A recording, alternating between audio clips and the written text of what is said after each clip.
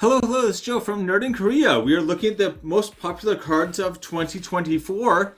This is actually the, what is it now? The third video I'm doing on this. We did a short that was like the most popular commanders, regardless of the price range. And then we did a budget one. And now we're doing not commanders, just any card, right? Most popular cards of 2024. All right, and please hit like and subscribe. It helps out a whole lot. Also, if you don't hit like and subscribe, you only draw the cards that you don't want. Yeah, messes up your draws. So most popular cards, what do I mean? So these are the top selling cards according to TCG Player. So this year, according to TCG Player, these are the top selling cards, right? They're not commanders, they're not anything specific type of cards or from a specific set. They are from this year. I think there's one that is from last year, but they are the top selling cards this year. Okay, so that's what we're looking at right now. So again, we have covered, top commanders and top budget commanders from the previous year already. I'll try to put those in the description if you want to check out those.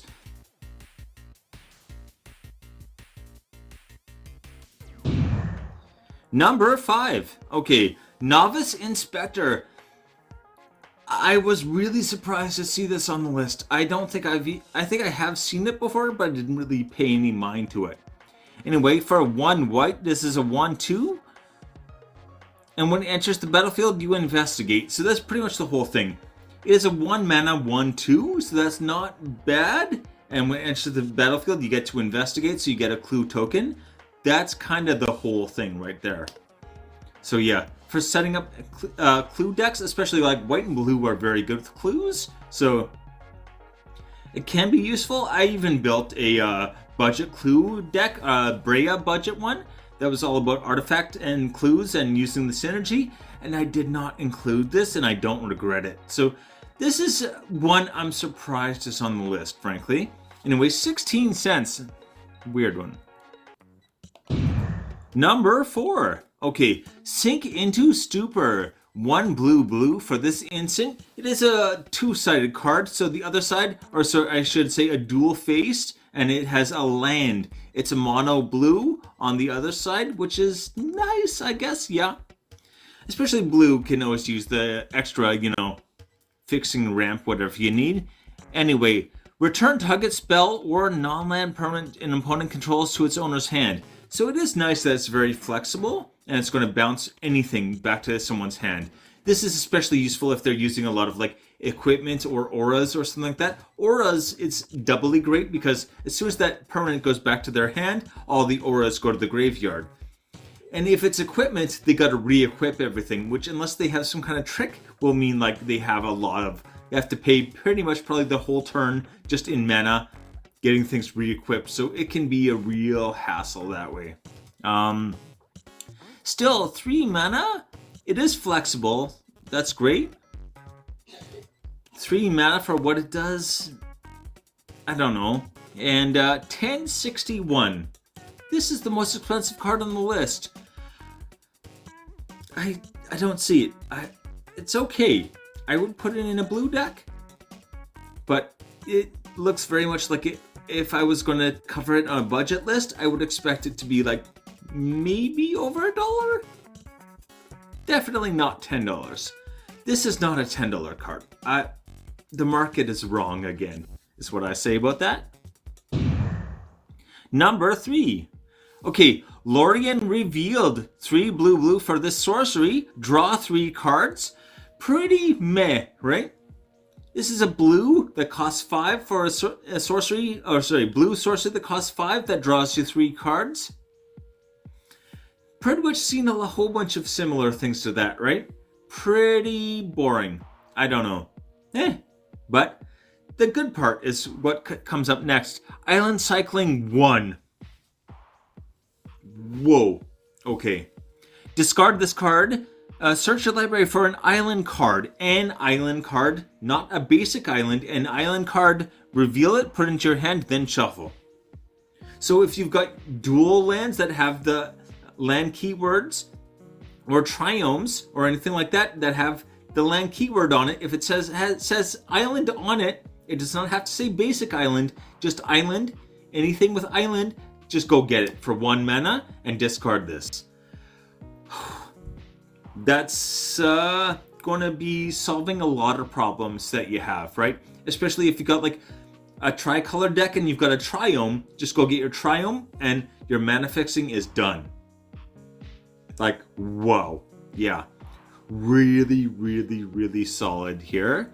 176. Again, the backup plan is draw 3 cards, right? Either way, not a bad thing. Number 2. Okay, Heir Apparent.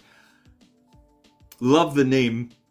Right off the bat, love the name. Actually managed to get 2 of these on my 2 openings of Foundations packs. So I was quite happy to see that it's up over $4. That's nice. This got quite a bit of buzz too. So it's 1 and a white for a rabbit noble. 2/2. When it enters when this creature enters, create a number of 1/1 white rabbit creature tokens equal to the number of other creatures you control named Heir Apparent. This deck can have any number of cards named Heir Apparent. So Heir Apparent, just love the pun. I love it. Anyway, so if you can get a whole bunch of these onto the board, every one you throw down is going to make a whole bunch of like tokens. This is just like your token strategy sorted, pretty much for the game. Oh boy, it can get a lot of work done, and these are very popular. The number 2, I get why it's number 2.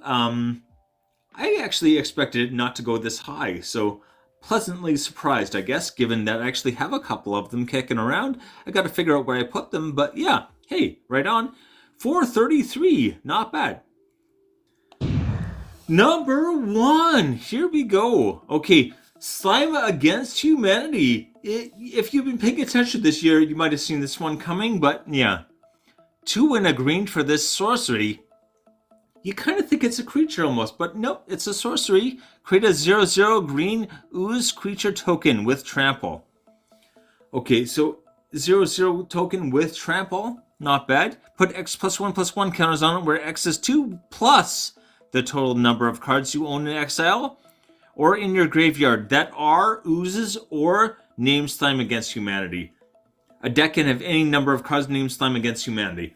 So you can just keep casting these, and the oozes they make are going to get bigger and bigger and bigger.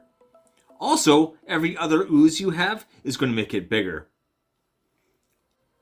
Also, and maybe what's most important, is that this doesn't care about graveyard hate. It's a graveyard spell that you'll get bonuses from the graveyard. If they exile your graveyard, it doesn't care, right? All of your Slime Against Humanities, all of your oozes in your graveyard or in exile still count.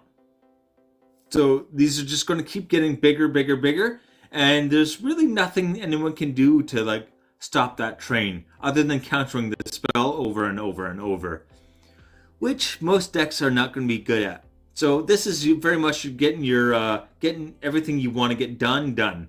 Anyway, 221.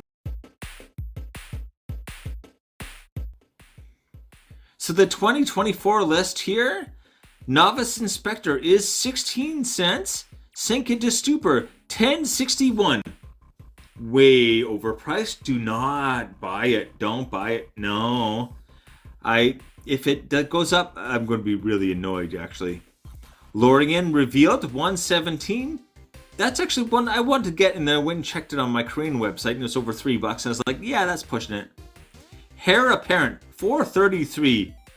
I'm surprised it went that high, but like I think it's not unreasonable. Slime Against Humanity, 221. That's one I can see going up still.